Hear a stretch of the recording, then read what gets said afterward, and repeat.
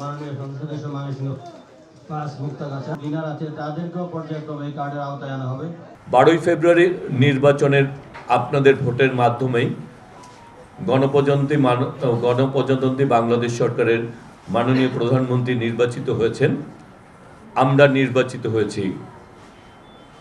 আমরা মনে করি, আমি আগে সবসময় বলি, আমরা মনে করি আজকে আমরা যারা এখানে বসে আছি তারা রাষ্ট্রের মালিক না।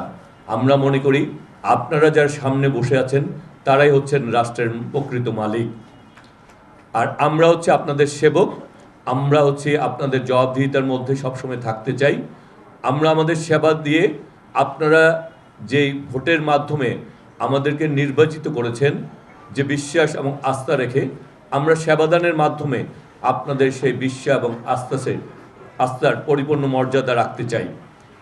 বর্তমান সরকারের মাননীয় প্রধানমন্ত্রী জনাব তারেক রহমান, যিনি আজকে সারা বাংলাদেশকে একটি গণতান্ত্রিক, একটি স্থিতিশীল এবং একটি উন্নয়নের বাংলাদেশ গড়ার জন্য যিনি অক্লান্ত পরিশ্রম করে চলছেন। আপনারা দেখেছেন ইতিমধ্যে এই সরকার ফ্যামিলি কার্ড, আজকে ক্রিয়া কার্ড, কৃষক কার্ড এবং বিভিন্ন ধরনের আজকে স্বাস্থ্যসেবা কার্ড, বিভিন্ন ধরনের কার্ডের ব্যবস্থা করার মাধ্যমে আজকে আমাদের পিছিয়ে পড়া প্রতিটি অংশকেই তিনি স্বনির্ভর করতে যাচ্ছেন। আমরা আজকে ক্ষমতায় এসেছি মাত্র 3 মাস হয়েছে, বাট ইতিমধ্যে আমাদের সরকার বিভিন্ন ধরনের উদ্যোগ গ্রহণ করছেন এবং সেই উদ্যোগকে বাস্তবায়ন করছেন। আজকে সরকার শুধু স্বপ্ন দেখাতে ব্যস্ত না, আমাদের মাননীয় প্রধানমন্ত্রী বলেছেন উই হ্যাভ এ প্ল্যান।